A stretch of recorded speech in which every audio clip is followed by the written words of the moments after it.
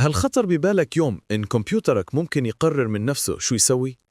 اليوم في خبرين طالعين ولو جمعناهم سوا ممكن يغيروا مستقبل الذكاء الاصطناعي تماماً. أولاً OpenAI أعلنت عن نموذج GPT 5.1 أذكى وأقرب للبشر وأكثر طبيعية من أي وقت مضى. وثانياً مايكروسوفت ناوية تحول ويندوز لنظام تشغيل يعتمد على العملاء الذكيين. يعني إيش؟ يعني ويندوز راح يصير يفهم، يقرر ويتصرف بنفسه، مش بس يستنى نضغط عليه. تخيل معي لو GPT 5.1 صار عقل هذا النظام، كمبيوتر ما يستقبل أوامر بس، بل يفهم نيتك كمان. متحمس؟ ولا شوي خايف؟ بس لحظة، خليني أول نفهم شو يعني عميل ذكي.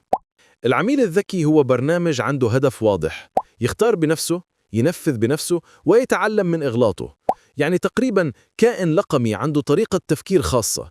وهون يدخل GPT 5.1 على الخط، لأنه لأول مرة النموذج بيقدر يتذكر شو حكيت له قبل، بيقدر يحدد أهداف ويتابع مهام وينفذ الخطوة الجاية بدون ما تطلب منه.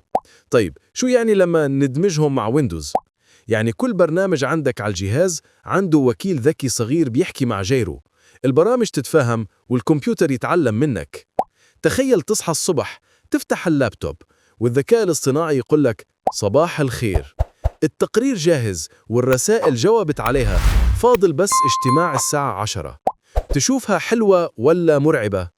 احكي لي برأيك بالكومنت، بدي أعرف شو الناس فعلا حاسين. وإذا الموضوع شدك اضغط إعجاب واشترك، لأنه الجايات أحلى مع GPT 5.1 وويندوز. بس خلينا نرجع للسؤال الأساسي، لما نظامك يفكر، يقرر ويحكي معك، هل هو لسه أداتك ولا أنت صرت أداته؟ اكتب رأيك.